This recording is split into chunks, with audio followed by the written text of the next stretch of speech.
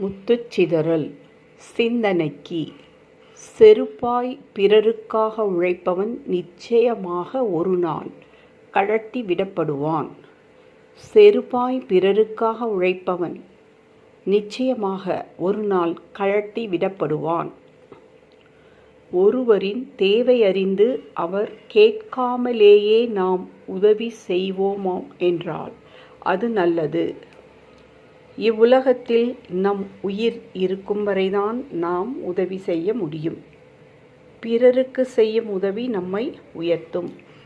ஆனால் விவரம் தெரியாமல் ஒரு மனிதனாகப்பட்டவன் ஒரு சில சுயநலவாதிகளுக்கும் ஒருவர் செய்த உதவியை நினைத்து பார்க்காத மக்களுக்கும் வஞ்சக புத்தி கொண்டவர்களுக்கும் செருப்பாய் உழைக்கிறவன் நிச்சயமாக ஒரு நாள் என்றாலும் ஒரு நாள் கழட்டி விடப்படுவான்.